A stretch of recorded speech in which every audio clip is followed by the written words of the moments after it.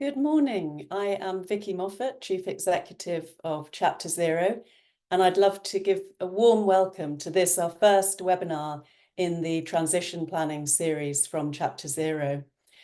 So today we're looking at stage one in the transition planning cycle, which is called reassess. And transition planning is central to our strategy at Chapter Zero because it's so crucial for non-executive directors and chairs. And that's partly because transition planning is forward-looking. Despite being a regulatory imperative, it does look forward. And the fifth pillar of the transition planning framework is entirely focused on the role of governance. Now, where the non-exec board is responsible or accountable, I should say, for the long-term resilience of the organization, its delivery to shareholders and its impact on society, the role of the board and transition planning go hand in glove. So we're delighted today to be working with one of our long-term strategic partners, the Carbon Trust, where Chris Stark is CEO, formerly from the Climate Change Committee. The Carbon Trust have 20 years of carbon business consulting experience assessing and quantifying climate-related risks and opportunities across multiple sectors and geographies. So I'll now pass to Elaine Smith-Gillespie, who is Director of Corporate Sustainability at the Carbon Trust and who leads on circular economy and business model innovation internationally. So I hope you enjoy the webinar. Thank you, Elaine. Thank you, Vicky. It's our pleasure to be kicking off the transition planning series with this first module covering how companies assess climate-related risks and opportunities in the context of transition planning. My name is Elaine Smith-Gillespie. I'm a director at the Carbon Trust, and I'm joined by my co-presenter, Francesca Massetti. Since 2001, the Carbon Trust has been focused on our mission to accelerate the transition to a decarbonized future. We have a global presence and perspective supporting organizations throughout their net zero journey. The objectives of this session are to provide you with the knowledge and practical insights to effectively execute your role as a non-executive director or board member in the context of climate-related risks and opportunities and transition planning.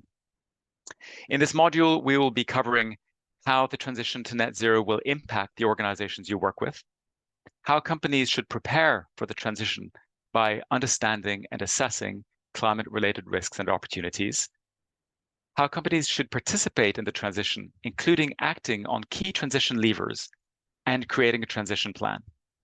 In the second half of the session, we will be hosting a discussion with a fantastic panel of guests who have board-level, frontline experience working with companies on these issues. So do hang in here to the end of the session.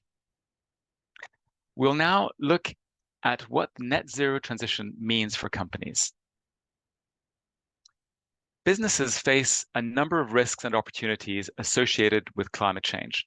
The nature and balance of these risks and opportunities depends on the transition journey and the future we are headed for. Avoiding the worst of physical risks requires reducing emissions as quickly as possible and reaching net zero by 2050 at the latest. Current actions at a global level are not enough. We are in line for an approximate 3-degree temperature increase. Companies need to therefore deeply understand what the consequent level of physical risk means for them and use this to inform how they should actively drive and participate in a net zero transition. The best scenario from a global perspective is an orderly transition to net zero. This will still present significant change for companies and their business models, but it is a transition that is planned and more predictable. It is also a pathway that provides meaningful opportunities. Understanding the risks and opportunities of different scenarios provides critical insight for companies so that they may develop effective strategies and explain these to their stakeholders. One aspect of strategy is to commit to ambitious decarbonization targets aligned to a global net zero pathway. This has been driven by the Science Based Targets Initiative. The SBTi is the standard setter globally for corporate climate targets, and companies should seek to align with these principles. The important next step, however, is for companies to demonstrate how they plan to achieve their targets, mitigate risks, and capture opportunities. That is what transition planning is about. Mandatory disclosure of climate-related risks and opportunities is growing, and the standards of disclosure are becoming more rigorous. This creates a forcing function for companies to seriously assess these. However, transition planning is also needed. It focuses on action and implementation. So the Transition Plan Task Force provides a disclosure framework and guidance for companies to develop their transition plans and communicate them effectively. It allows you to look at all disclosure-related aspects, such as carbon footprints, targets, risks and opportunities, and to develop a coherent and practical plan to reach targets and manage risks and opportunities. High-quality transition plans support leadership teams through the complex transformation that will be needed to achieve targets and ambitions. They also define how companies need to engage and collaborate with their value chains, customers, and regulators, to name a few. Understanding climate-related risks and opportunities and acting on these is embedded throughout this framework. This is what we'll be focusing on today. We also want to signpost you at this point to several resources available to you. Chapter 0 has a toolkit for non-exec directors that includes scorecards, a governance compass, and further reading. And the TPT itself has a website with resources and guidance for transition plan development. Before we go into the specifics of how to assess climate-related risks and opportunities, it's important to highlight a few key points that NEDs and role that NEDs have in this process. In particular, being a connector across multiple boards, companies, and institutions that you may have relationships with to enable shared learning and collaboration. Ensuring companies conduct effective long-term thinking and planning. Ensuring also that companies are clear about what needs to be measured and tracked, and aligning this with governance and incentives. Effectively engaging with a process of risk and opportunity assessment to ensure it is rigorous and meaningful. This includes constructive questioning and challenging of outputs and conclusions, ensuring the process is effective and stands up to scrutiny. Supporting boards grapple with the implementation challenges, such as the financial implications of the transition. These key roles will enable you to effectively address and guide the companies you work with along the key trends and challenges that they face. So to bring this into sharper focus, I will now hand over to Francesca, who will take us through how companies should undertake the process of assessing risks and opportunities.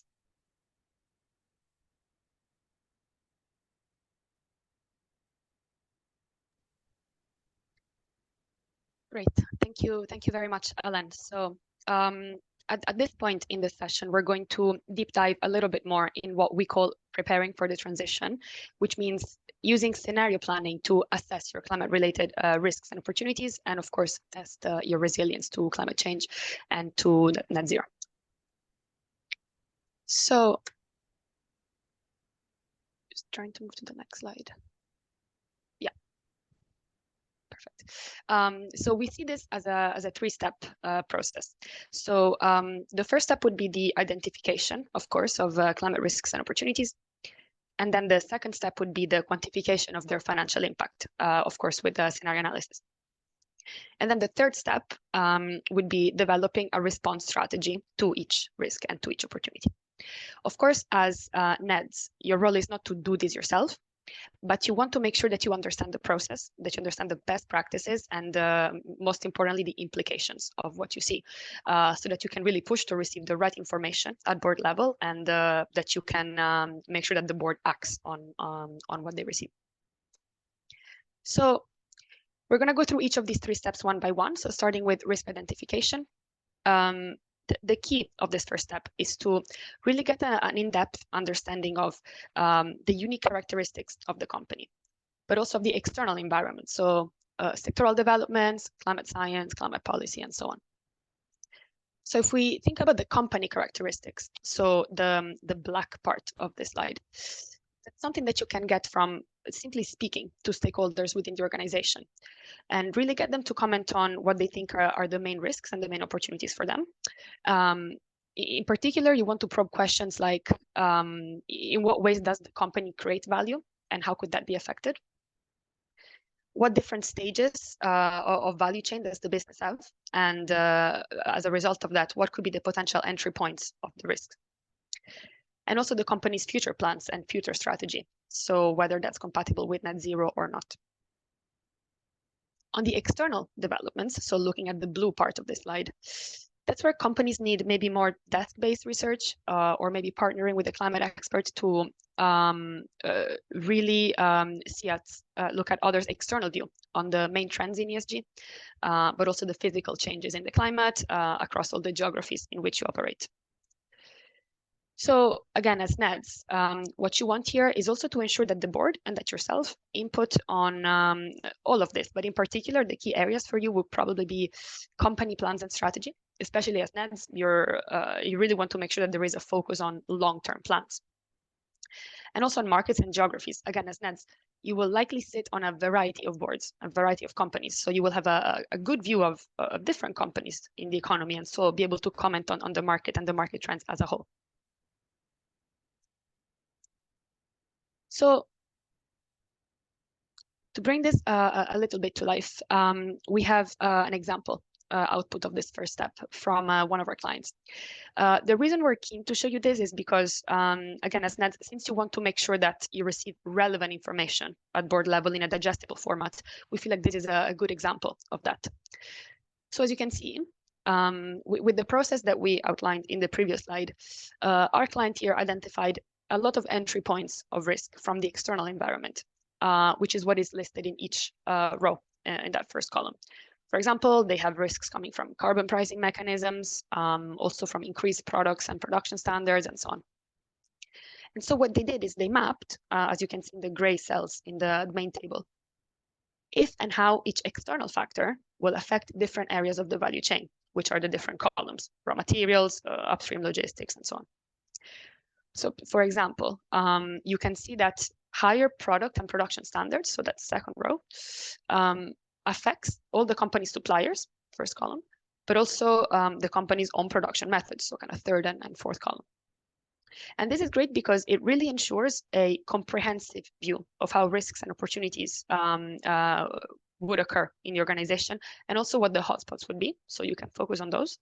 And also where the blind spots could be, so you could just monitor that in the future and keep that in mind.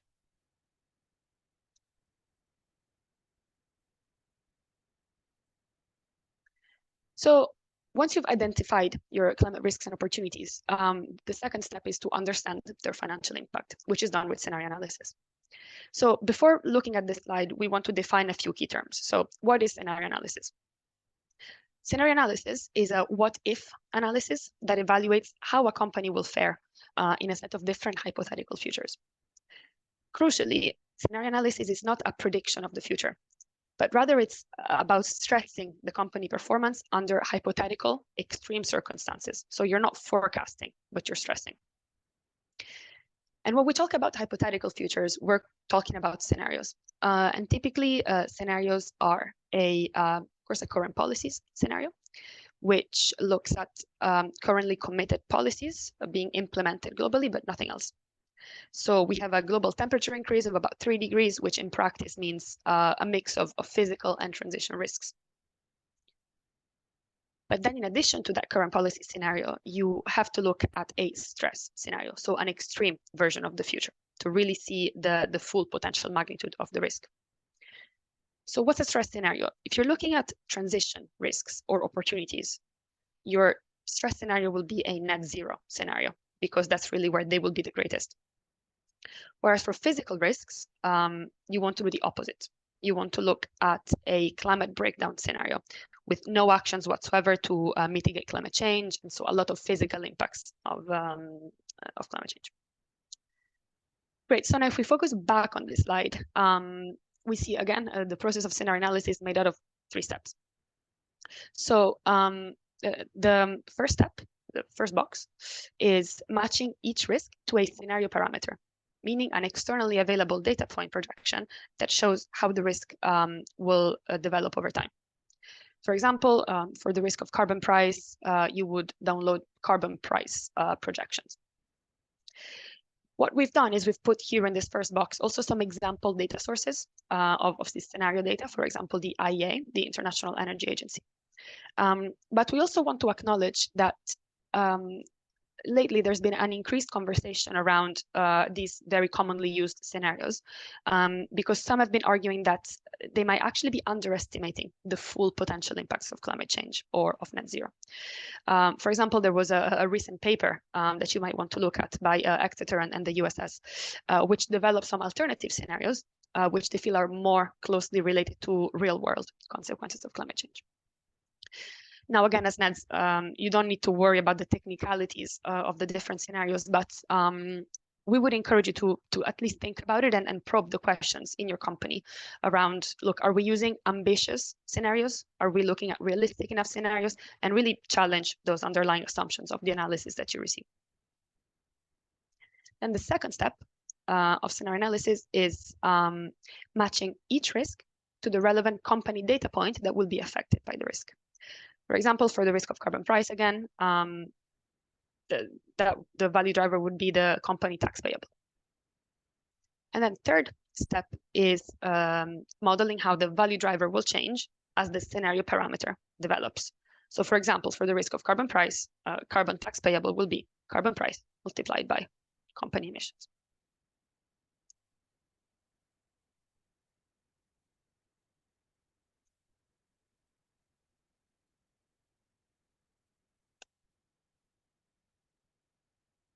Okay, so here we're trying again to bring it to life by showing you again an example of this step 2.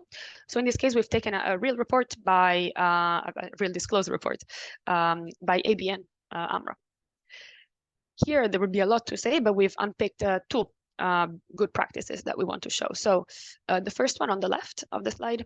So as you can see in yellow, ABN analyzes multiple transition risks. For example, the ability to reduce emissions or changes in consumer preferences. And then these risks are overlaid onto all the different parts of the portfolio. For example, as you can see on the list in the middle left of the slide, they look at those transition risks, but also physical risks, impacts on, for example, manufacturing sector or mining sector, and so on. And then if we look at the right-hand side of the slide, the organization does scenario analysis. And in doing so, it selects scenarios from sources that are specific and relevant to each sector, because they really want to ensure that the analysis is appropriate and really reflective of their specific context. So last step, risk management. So at this stage, that's when companies will have a good view of the full potential impact of each risk. And at that point, that's when companies really need to go and look around their environment and think about what actions can be taken to manage the risks and to take advantage of the opportunities. We're not going to go through all of these steps, but if we pick a few, if we look at the first kind of dark blue box, there are some low-hanging fruits. For example, simply reducing direct emissions, reducing energy consumption, that could reduce simply your exposure to carbon price or energy price fluctuations. But then looking at the next 2 boxes, there are some larger actions that you can take. For example, shift your product and services mix by moving away from high polluting products or exploring circularity. And here, in this case, if you're a financial institution, that's when you can work on financing these low carbon goods and services or technologies, because that allows you to, of course, mitigate your risks, but also ensure that whole economy decarbonization, which in turn mitigates everyone's transition and physical risks.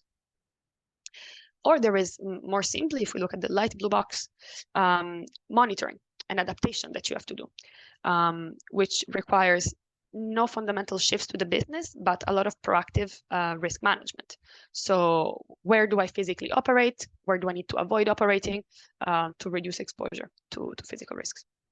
So ultimately, you'll be able to reduce your total risk exposure and have a view of your risk net of all these risk management actions.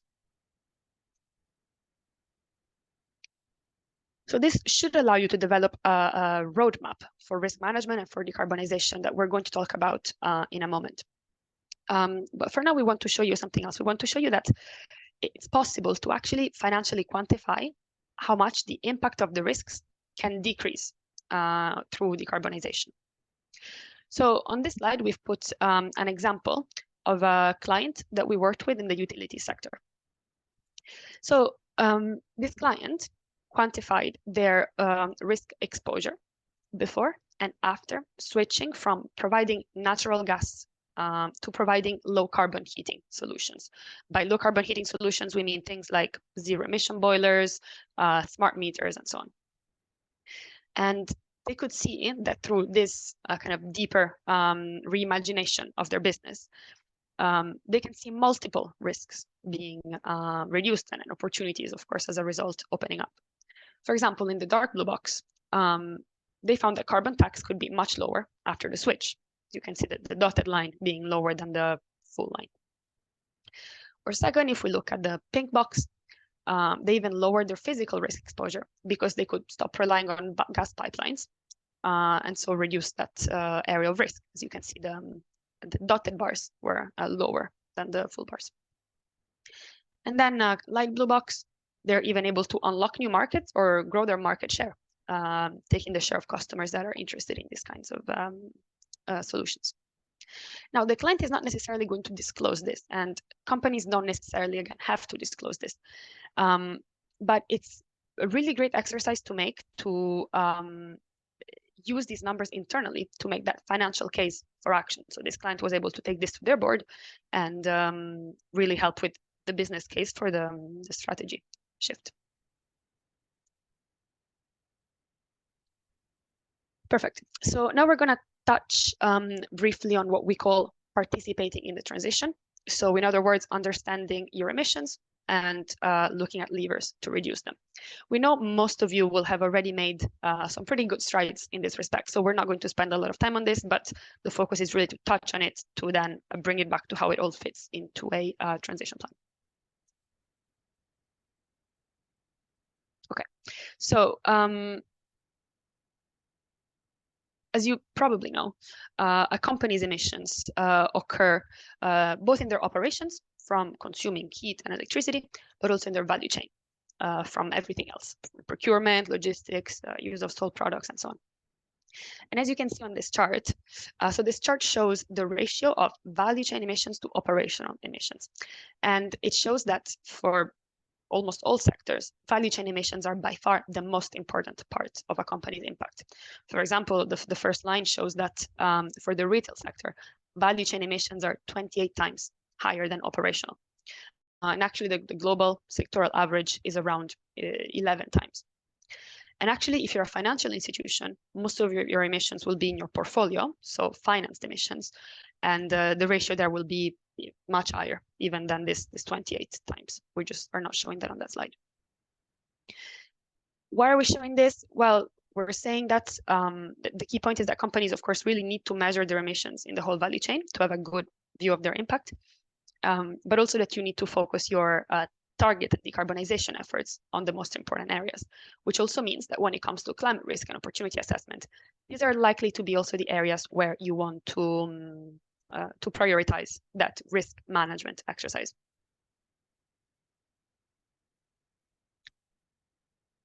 Perfect. So, of course, in addition to measuring emissions, setting targets, where we are now, we're at a place where it's really important to actually achieve the targets. So really decarbonize and meet the commitments you set to yourself. So in here, we have an example of, again, one of our clients, Carlsberg. We worked with them to, of course, measure emissions in the value chain. And as you can see, as expected, most of their emissions are in the value chain. For example, 1/4 of the emissions are in the growing of the raw materials, or another 20% is in the transport and use of their products. Now, Carlsberg, in addition to, of course, measuring emissions, also set science-based targets. And crucially, it's now developing a good plan to reduce emissions across the entire value chain. For example, it's looking at implementing solutions directly at the upstream farmers, or using more biomass and implementing low carbon melting processes. So conversely, this means that Carlsberg has uncovered some great efficiencies and opportunities really all around the areas of its impact. And that's exactly the kind of holistic view and holistic thinking that we think board members should encourage across their organization. So now for the final part of the presentation, we're going to show you a bit of a real life example of a transition plan. So how does that come together into one? And we'll flesh out some best practice areas again. So the example we want to show is ITV, whose transition plan has been praised as being a very good example of transition planning. So one first thing to note, of course, is ITV set decarbonization targets. So these are best practice because they're across the whole value chain. They're ambitious, up to 90% reduction, and they're both short and long terms, 2030 checkpoint and 2050. And then ITV, much like Carlsberg, disclosed specific actions to achieve the targets, again, across the whole value chain. These are just some of the actions that they disclose. So for example, in green, they plan to upgrade their own buildings, so reduce their own emissions. But then in blue, they're actually engaging their production companies on decarbonizing. And in the lighter blue or turquoise, they're engaging with their satellite and terrestrial distribution partners, again, to decarbonize. So that really shows how they're looking at engaging the value chain, how they really need to rely on their partners in doing this, which is also great because it brings us back to that whole economy decarbonization conversation, because that way they ignite decarbonization across everyone that works with them. And interestingly, ITV also discloses implementation timeline and progress. And that's great because it really demonstrates good accountability of the plan.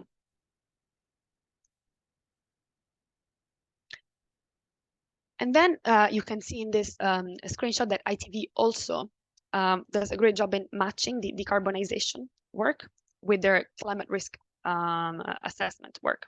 So for example, what they're doing this, but they're also doing more, they map how some actions, for example, engaging with value chain partners, will also, again, ignite whole economy decarbonization and reduce transition risks, because they're matching each decarbonization to transition risks. And of course, physical risks. ITV does dedicate a specific section to that, disclosing the specific actions planned to adapt to climate change and mitigate the impact of these risks. In their case, of course, it's looking at flooding, for example, flood protection, flood alert systems. This will depend, for example, if you're an agriculture company, it will be even more business critical part of your transition plan. Okay, so before handing over to the rest of the session and the panelists, just some final summary. We just want you to leave this session with four main ideas. So the first being, transition planning is an opportunity to turn ESG compliance into strategy. So it's not another reporting burden, but it's something that should really be done at organizational level and seen as a value-adding process. Second point is, do use scenario analysis as a key tool to assess your climate-related risks and opportunities, because that way you will be able to create a business case for decarbonization and, crucially, a long-term business case for decarbonization and plan. Third point, decarbonizing will help you mitigate risks and it will help you unlock opportunities. So you're not just decarbonizing because it's the right thing to do or because there is a demand from that, but it's really something that will benefit you. And the last point that we touched on a little bit is collaboration and engagement. You will rely on your partners if you want to decarbonize your value chain. So do start engaging everybody now as the perfect way to achieve your own net zero targets, but also achieve that whole economy decarbonization. Thanks for listening. I will hand back over to Alain now.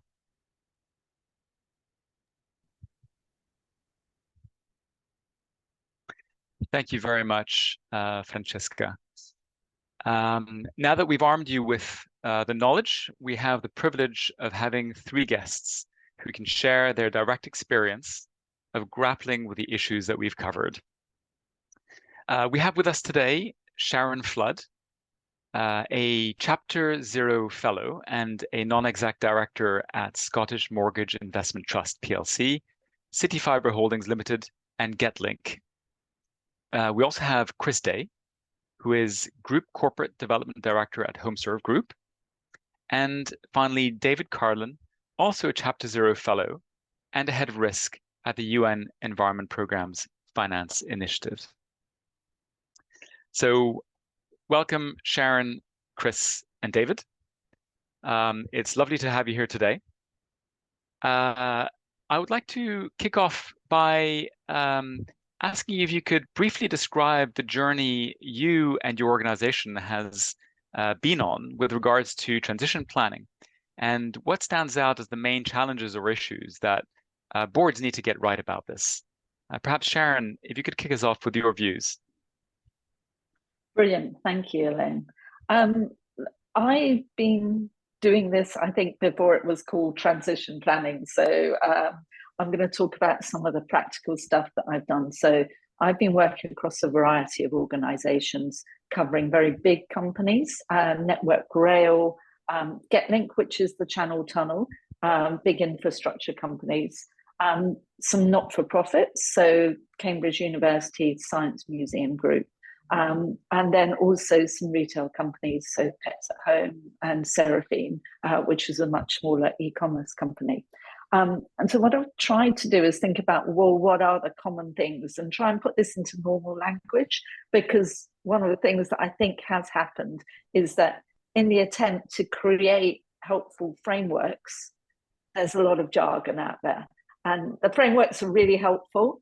The jargon may be less so. So what you need to do is try and boil that back down to. So my experience has been, as a non-exec, you need to get this stuff on the agenda. And that can be easy, hard. There can be lots of different pathways. And, you know, the first step for me is, have we got consensus around the non-execs that this is important? Are the execs at the same place? Do we need to bring them with us? So there's a sort of a stage there of just making sure this is clearly on the agenda. The regulatory framework now is helping with that, because it's putting it on the agenda anyway. When I started out on this journey, sometimes that wasn't as clear. Creating the right governance structure. Are we going to have our own committee to look at this? Are we going to handle it as part of audit and risk? Are we going to handle it as full board? If you're going to handle it as full board, how are we going to carve out enough time so it doesn't fall off the bottom of the agenda? Identifying resources, internal and external. And I would really suggest that, because it is quite complicated and technical, you need a balance of both. You need your in-house expert that really understands your business and can relate this through. But really, you don't want to be reinventing the wheel around understanding carbon prices, understanding scope 3 factors, and all of the really complicated stuff that's out there. You need a partner that's going to do that for you, because you don't want to spend all your time on that. And then think about, what are your first steps? Some sort of risk assessment, some sort of, how do we look at our strategy and embed this in the strategy? Where's there going to be an advantage for us?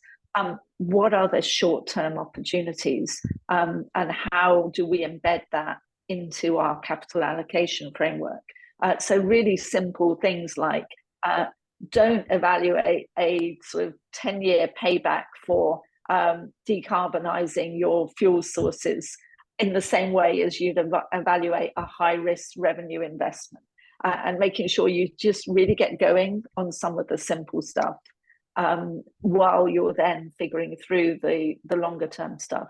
And all the companies that I've been involved with have found ways of strategic advantage from doing this. And as soon as you start looking for it, it's really interesting that it jumps out.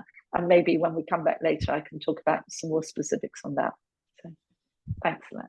Fantastic. Thank you. Thank you very much, Sharon. Yeah, very interesting to hear. Chris, perhaps you could give us a perspective from yourself and from your company. Yeah, so HomeServe is very much kind of, it's a home services business, as the name on the tin says. We are very much kind of nailing our strategic colours to the mask of decarbonisation, and particularly domestic decarbonisation. You know, and we've always had a very entrepreneurial culture, very entrepreneurial CEO and founder. So for us, there's a lot of excitement about participating within this decarbonisation journey, particularly when it comes to consumers in their homes. So we want to be promoting low carbon heating, We want to be promoting solar solutions, etc., to as many of our customers as possible.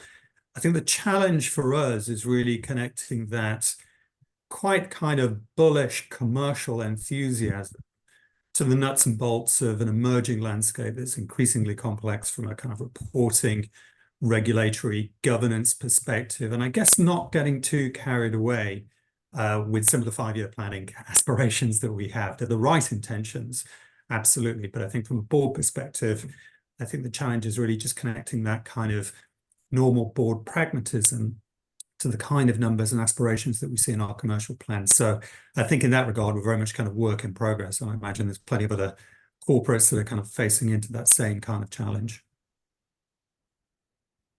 Yeah, thanks, Chris. Look forward to exploring a little bit more about how HomeServe is grappling with these things. It's a very interesting example and actually quite central to the transition, in fact, in the UK and in the markets in which you operate. David, you've got a very interesting role with UNEP and an interesting perspective across perhaps different sectors, including the finance one. What's your view, both in terms of your own experience personally and with the kind of organizations that you've been working with? Yeah, so I've been fortunate to be involved in some of the work of the Transition Plan Task Force over the last couple of years, both looking at the banking as well as asset management and asset owner guidance and the general guidance. And in many ways, I think that the work of transition planning is all about taking the next step, and it's all about helping organizations to really come up with the actionable plans to reach their goals.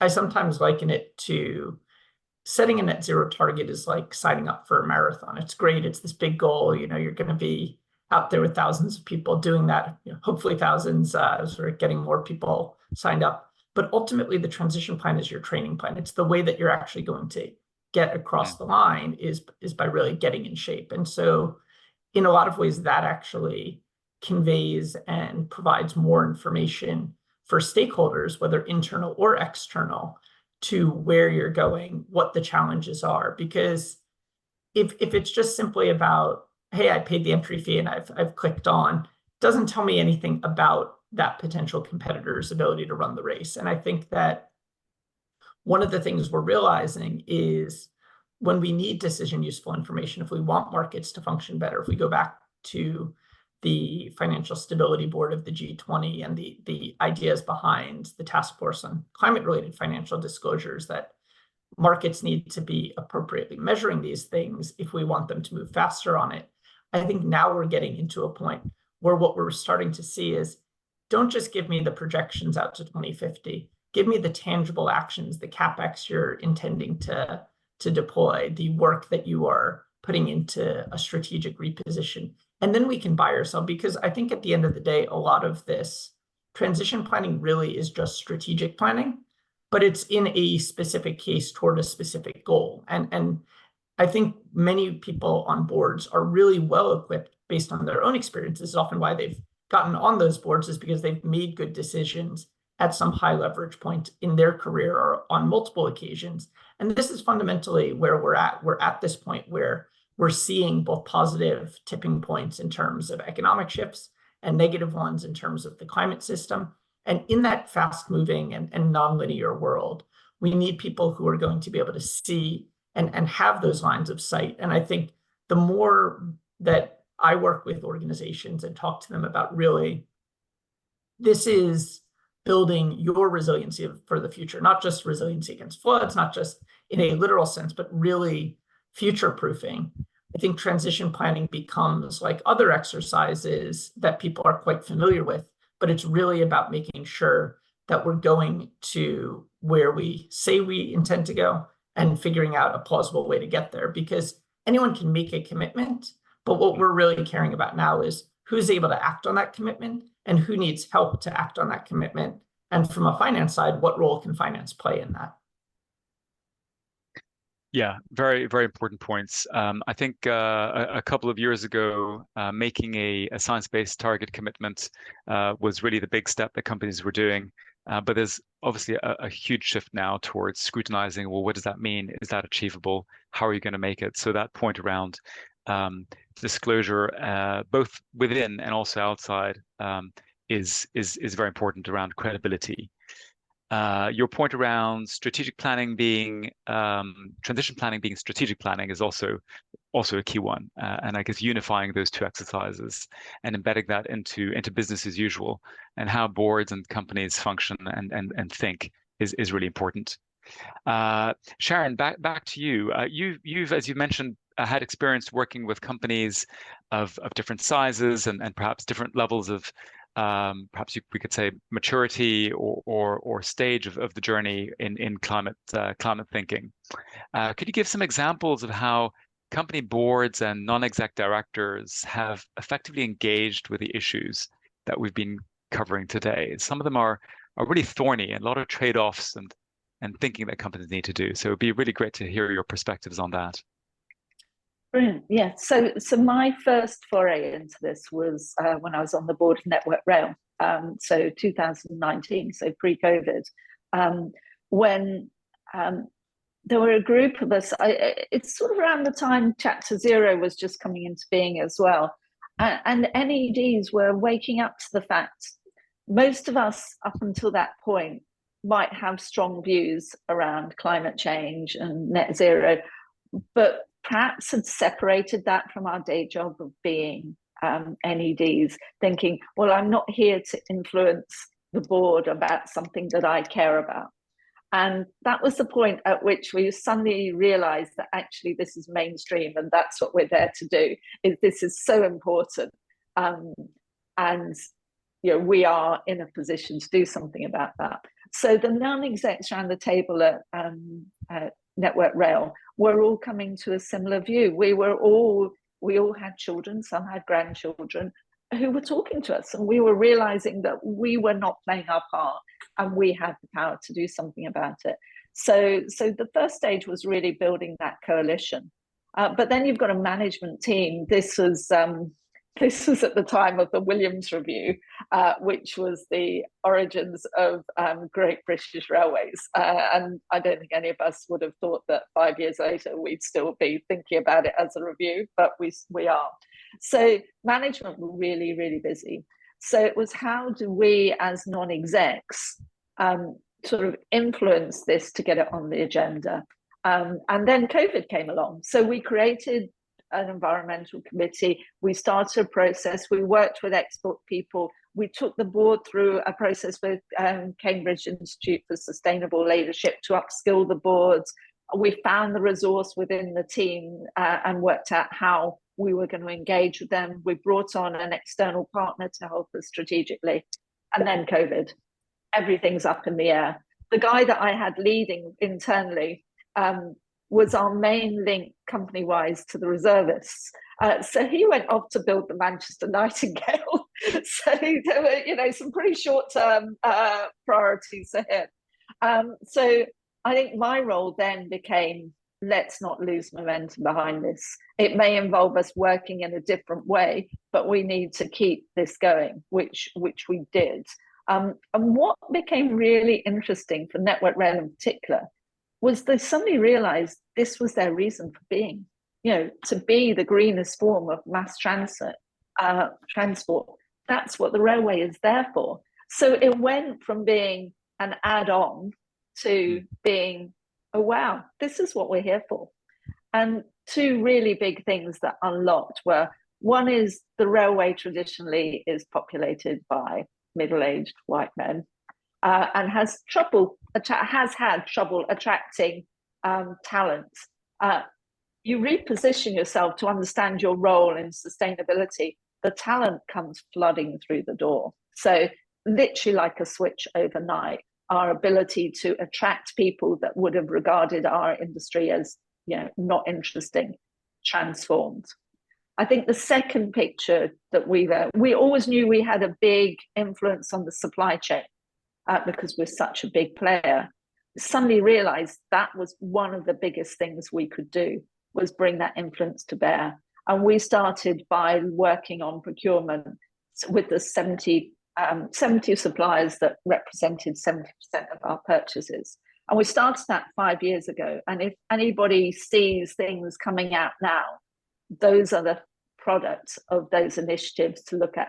How do we green sleepers? What can we do differently? Because, you know, the biggest user of steel in the country, massive user of concrete, all of those things, you know, they're long-term problems. So you start very early. And when we get our suppliers to solve it, they're solving it for all their other customers. So that's a really macro example. Pets at home, retail, another example, where actually we embedded it in our ESG agenda, but we thought about what are the risks to us. And the biggest risk to pets at home is pet food, because pet food is potentially very carbon hungry. And in the extreme, people may feel that they can't own pets because of that. So we put that fair and central of our strategy to work with research, work with the supply base to work out how we're going to move pet food towards a more sustainable basis so that sustainable pet ownership can continue. So just a couple of examples that just show how you can really make this central to your strategy. Yeah, thanks, Sharon. I think that really brings that process to life, and how these things initiated and how certain things might throw things off track. But I think also you mentioned COVID. I think that also was one that brought things into stark focus and actually brought home the fact that unforeseen things need to be actually planned for. So that's really interesting. Chris, it'd be great to hear from your side how HomeServe is undertaking this process. What has been your experience of this, and also, you know, what are you seeing as the challenges and opportunities that this creates for yourself and for the company? Yeah, so I think we've definitely kind of moved on a long way over the past kind of 12 months. So HomeServe is a business going back up until January 2023 was a FTSE 250 listed business here on the London Stock Exchange, and I think therefore we had a traditional kind of PLC board, very strong group of non-execs around that board table. I think where we were with TCFD and, you know, the environmental section of our annual report, I think initially it was a requirement. What was happening is a good level of challenge around the board table. What wasn't necessarily happening was the connection between the kind of real world kind of, you know, activities at the coalface. And so there was probably, I'd say, a requirement to disclose, but it stayed within a relatively confined bubble around the PLC board table. I think what we have now post that takeover is we obviously have we have a private company board. We still have very strong people around that board. We still have the same requirements to disclose against those risks and opportunities. But I think what you have now is a more informed connection between real world kind of commercial imperatives of what we're going to be selling into people's homes, the impact that has upon the Scope 3 emissions that are a bulk of our emissions from a disclosure perspective, and how that comes back up to a board table. So I think we've changed slightly. I think essentially where we were as a PLC board is a technical requirement to go through an exercise for the purpose of effectively populating several pages within a long public company set of accounts. And I think what we have now is a real world exercise. I think we've made some good progress following that initial kind of board engagement around TCFD, particularly around the Scope 1 and Scope 2, but it's much easier for us to handle everything within our own house rather than have the more kind of direct impact upon what's happening across our 4 million customer base and their homes. So I think we've gone from a transition of risk and opportunity assessment that was slightly technical at a boardroom only level to now a much more engaged planning and strategic level. And I think we've still got work to go in that area, but it is a much more kind of real world connection now between the board table and the operations.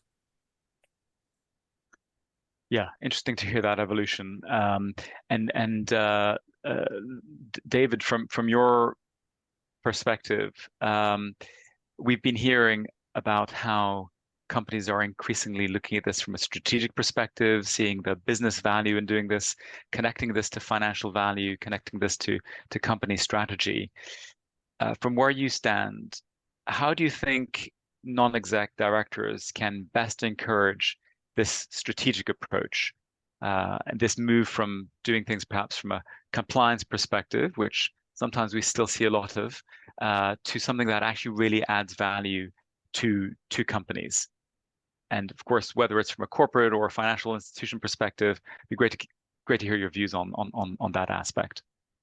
Yeah, no, that's terrific, because from my standpoint, this is why non-executive directors are there within firms, which is, this is a time of transition. I don't just mean that in the narrow climate sense, but really in the volatility and changeability that we're seeing in markets, globally, in technologies. And so part of that is to help steer the ship and to bring a bit of that outside perspective. I see them in some ways as those kind of internal stabilizers, right, that are bringing the outside perspective to help navigate that course. And so I think that this is really central to their mission, their purpose. And I think some of the things that they can do are contextualize. It's easy for a firm to get very much into its own processes and very head down on compliance requirements.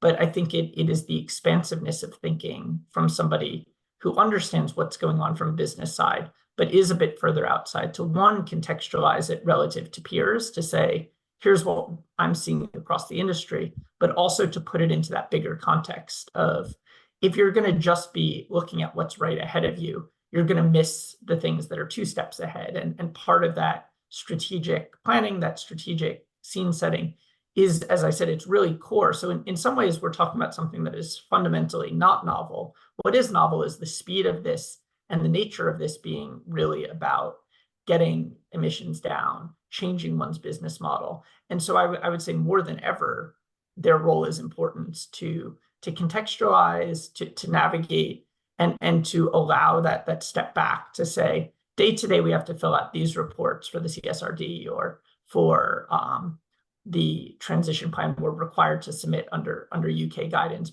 But if we actually think about how this stuff is all mattering, we can actually, with a degree of remove, begin to think about that. And to me, that really is an invaluable service to provide. Yeah, companies are certainly facing a lot of reporting requirements, and it can sometimes be quite overwhelming. And linking that to actually what or using that, as mentioned before, as a forcing function to create value is really important. And really that's one of the board's key roles, isn't it? Sharon, back to you. It would be interesting to hear how perhaps how the context of each company, whether it's sector or other aspects, could influence what a board or what a non-executive director can expect. You've spoken a bit about your role in challenging the company, but also being constructive. What could one expect in terms of the speed and urgency that companies need to attach to this, and how do you feed into that process as an ed? Yeah, just to pick up on the reporting point you were just talking about, I think one of the things we get used to as boards is trying to be really precise on numbers and be really, we sit in audit committees, we challenge the minutiae to try and make sure that nothing's slipping by. I think on this one, we have to be careful that all our effort doesn't just go into the reporting and the numbers. So I was chatting to a fellow board member at one of my boards who runs a measurement, 3 or 4 years old company that helps company measure. And she said when she went into companies, sometimes they obsessed about my scope 3 number, my scope 2 number, and is that right? And have you measured that? And that's such a diversion from what are we going to do about it? So I would say the reporting is important, but it's improving year on year. And a lot of companies I've been in, you do the reporting, the next year you actually have to change the reporting because you've learned more and you've realized last year's reporting and you have to rebase it. So don't obsess about it, but make sure your energies are focused on the things that matter. So I work across 3 sectors: infrastructure, cultural, educational, and retail. For infrastructure, I would say so far it's generally opportunities, big strategic opportunities for the companies I've involved with. So if you take GetLink, the Channel Tunnel, I mean, the growth opportunity for GetLink here is just huge. So you look at Eurostar, you're around about 10 million people across through the tunnel every year on Eurostar. If we can open up new routes into Europe, say London, Geneva, London, Frankfurt, each of those is 2 million more people a year. So that is a massive, and those people are going from flying on high carbon planes to basically zero carbon travel if you go electric rail. So what a business opportunity. And so there's just a big job for us to get rid of, and there are many barriers to achieving that. So we have to just get all of our operational hoist behind achieving that, whilst also looking at our own operations and decarbonising. Science Museum and Cambridge University, very similar problems. So on the one hand, there's great policy opportunity to influence public opinion, to be able to be at the seat to convene around, we hosted sort of a COP26 and a half at the Science Museum and had some of the really amazing people there convened to talk about these issues. But at the same time, aging estates, heritage buildings, huge carbon problems. So how do you do that convening, that policy work, but make sure you fix your own, put your own house in order? And my only advice there is get into your capital cycle early, because what you don't want to be doing is replacing gas boilers by gas boilers. You need to know that gas boiler is going to go pop in 3 years. I need a strategy so I don't have to put another gas boiler in. And then you need to spend those 3 years working through that. So that I would say getting into the capital cycle for these really long cycle. And I don't think we're there at Cambridge yet. We're working on it, but we've got a bit more work to do. And Cambridge has got a particular problem in that it has too much estate, but it doesn't. It's difficult to let go of estate when you have lovely estate, but it's old. And then retail. I think retail is really difficult because it's all about your supply chain, but it also challenges your historic. We want to create more demand, more demand, more demand. So the retailers I've been involved with lately have very specific purposes that have greater goods. So Seraphine was maternity wear, pets at home, the benefits of pet ownership are legend. So then it's about how do we make sure that our mission fits with the future and isn't embedded in the consumerism of the past. And then how do we deliver without greenwashing or without accusations of greenwashing? Because sometimes the greenwashing accusations are pretty unfair. So one final point, in all of these, you get polarization. You get the naysayers on one side who say, look, we just can't do this. We can't change. The economic effects too great. On the other hand, you get people, this is our chance to overthrow capitalism. I think the job of a NED is to try to stop that happening, because both of those are major barriers to progress. So what we kind of try and do is get people in the tent and say, what are we going to do practically? And not, you may want to overthrow capitalism, but that's not what today's conversation's about. Yes, you may think this is economically difficult, but it isn't going away. So get in the table and let's work together, because there are solutions there. And there's stuff we can do now, but there's also stuff that we can start to prepare for that we don't know the solution today, but we might know the solution in 5 or 10 years' time if we do the right things today. Yeah, great comments, Sharon. I think there obviously shows very specific practical aspects that NEDs and the companies we work with need to grapple with. I see a lot of really good questions coming through in the Q&A, so thank you for those who've been submitting them.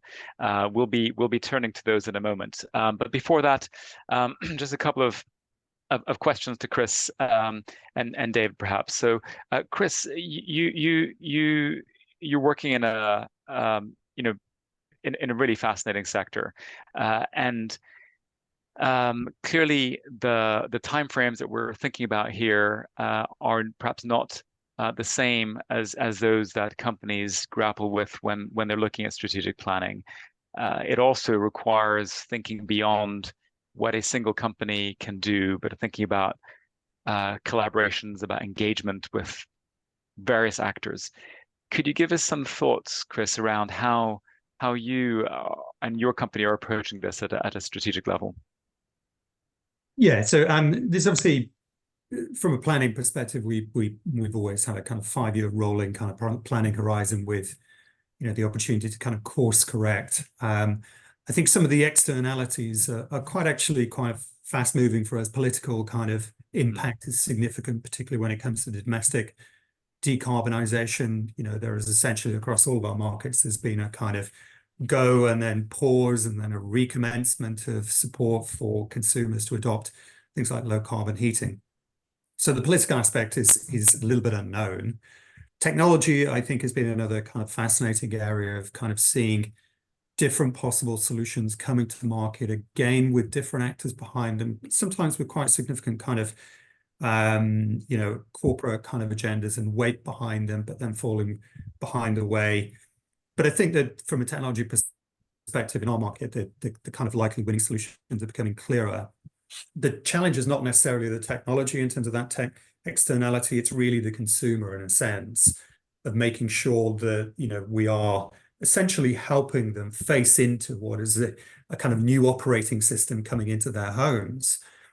And added to that, there's of course, the shifting economic conditions, and there's plenty of our customers who will struggle, in cost of living crisis to afford a new gas boiler rather than the extra investment that might come from a heat pump and complex kind of insulation measures. So we've got all of these kind of externalities kind of swimming around.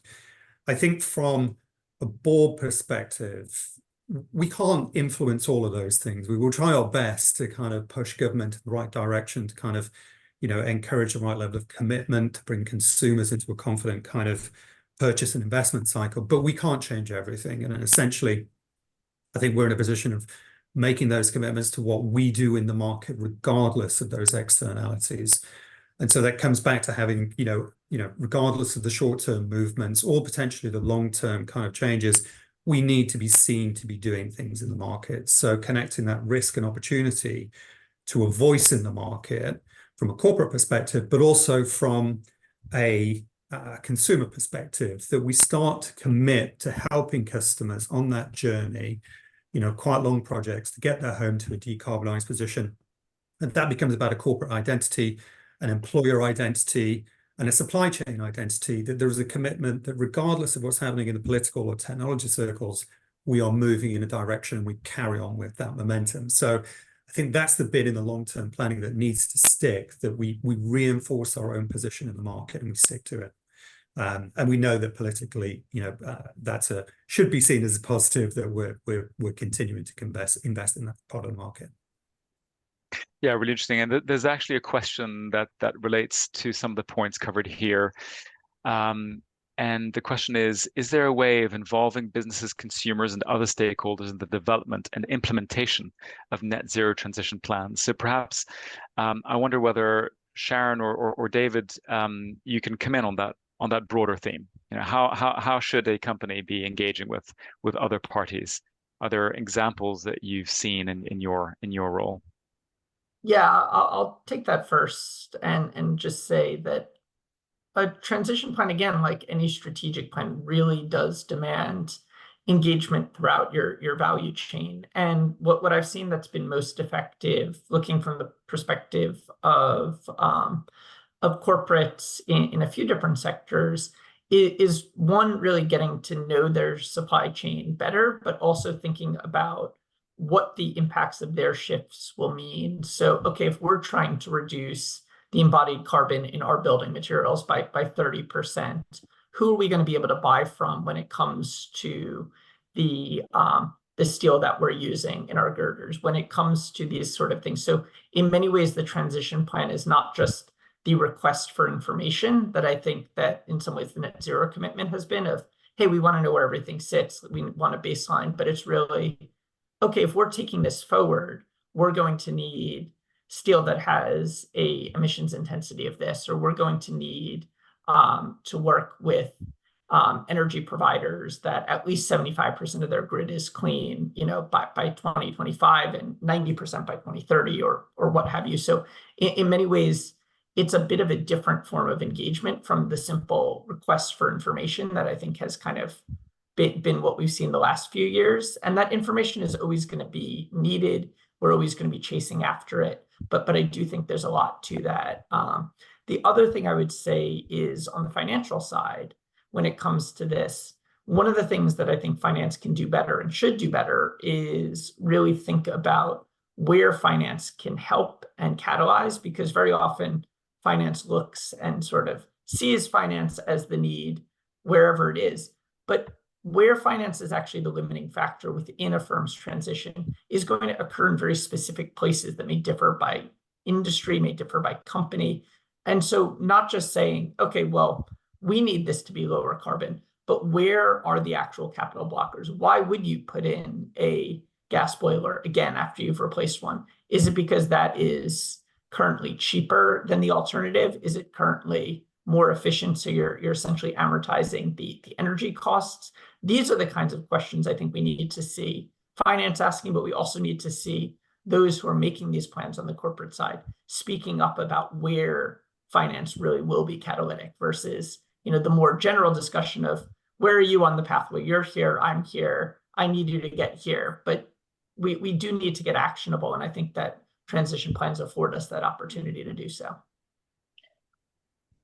Can I pop in, if that's okay? So, because there are a couple of excellent questions to me on the chat. So one was about the broader approach to stakeholders.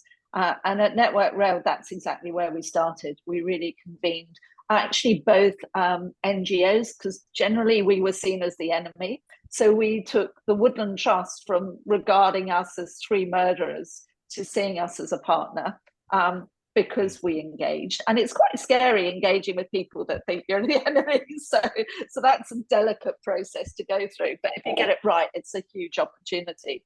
The supply base I've talked about, but if you're a big company, you have a responsibility to engage and set the standard for your supply base and work in partnership and make sure you're providing those priming orders that will help them finance this. So and if you're a small company, you have an opportunity to do innovative things. And certainly that's some of what I've done in my other companies, is look for innovative ways. The person who asked about electrification, great question. So we have the electrification plan. We had it in 2019. There isn't any money coming our way for it, unfortunately. But nobody, I'm long gone, but nobody's stopping pushing for that. But ultimately, you have to focus on what you can control. But it's not for the want of trying. The other area I would add to that list, if anybody has a voice in these areas, is investment in freight. It would take a very small investment in the UK railway infrastructure to unlock freight from Europe through the Channel Tunnel that would take masses of trucks off the road. And we are talking, 50 million type investment. We're not talking hundreds or billions. So pushing for these unlocking investments, but they are difficult in the current political context. So we have to keep pushing. Yeah, I think that point also, I think, really highlights, and that could be the case for many companies, is how actually your organization can have an incredible impact in the wider decarbonization of sectors. It's not just about your own organization, but how it can influence and affect change more widely, and that needs to be picked up in the opportunities.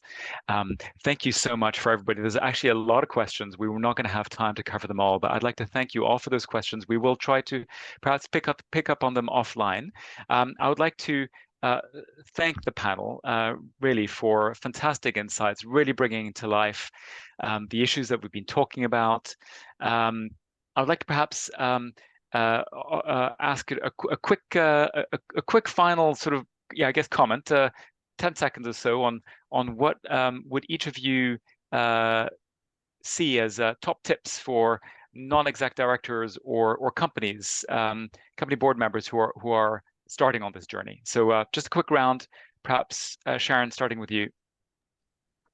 Get it on your mainstream strategic agenda and embed it in your strategy. Don't have it as an add-on. Thanks. Chris? Yeah, I'd absolutely second that comment from Sharon. Absolutely embed it in your business planning and start to come up with real world numbers. Wonderful. And David?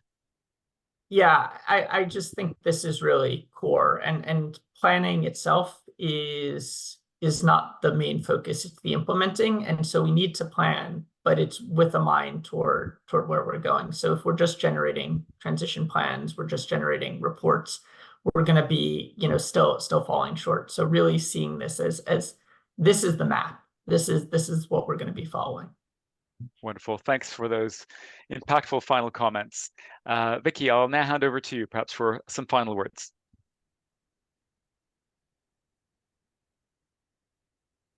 Thank you very much, Lynn. Just wait, there we go. So thank you. It's been a fascinating conversation. I myself have really enjoyed it. And I just wanted to give a few reflections from Chapter Zero to sort of summarize. We do a lot of work with chairs at Chapter Zero, thinking about governance, and particularly where climate brings so much volatility. I loved the ITV example of having their own weather notification system, and it really does demonstrate, the times we're in. I think David made an excellent point about the fact that what's novel here is speed.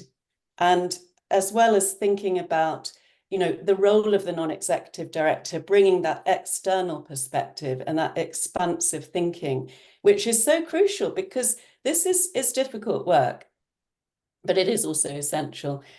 I love Francesca's point that transition planning, which we discussed a lot, is actually turning ESG compliance into strategy.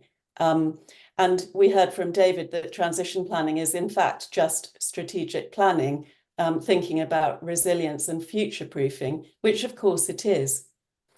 But what I would encourage everyone to remember is that the work of the TPT has done a lot of the hard work for you, with some very eminent thinkers that have worked carefully on the framework and the process over a 2-year period, including many of our fellows and indeed our chair at Chapter Zero.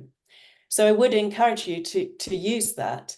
I think what was exciting was Sharon bringing it to life and actually talking about ways of finding strategic advantage. And I love the Network Rail example, where it was initially an add-on and then actually became, as Sharon puts it, the reason that we are here. The Eurostar growth opportunity across Europe was exciting, and the talent opportunities are very significant. Moving to Chris, what I loved hearing about was the sort of maturity between the board and the executive team as strategy moved to planning and then operational delivery. And I loved your point, Chris, about the importance of corporate voice. And we do talk about that a lot at Chapter Zero. So I'll just finish. I'd like to remember the words of Amanda Blanc, chair of the TPT, when she launched the framework, and she encouraged everybody to just get started. And Sharon said to us, we don't know the answers today, but we need to start working on this and know that we will get there in the future. So I found that very encouraging, and I'd like to thank everybody for the conversation today and the excellent questions. Just to tell you a little bit more about Chapter Zero, we do welcome any of you today who are not members to join us. We are philanthropically funded, and we welcome all new members. If you go back a slide, I'll talk a little bit about our transition planning series. As you know, today is the first of our series, and we have 3 other webinars that you may wish to join. They're all advertised on our website, and we would welcome you to those. If you go to the next slide. So yes, as I was saying, we are philanthropically funded. We do run these events, the webinars, the roundtable discussions.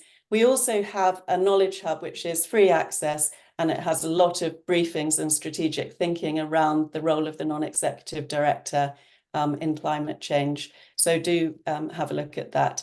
You can join as a member here. You can see the link where you can register free of charge. And I think that takes us to just to say thank you very much for attending, and we look forward to seeing you again. Goodbye.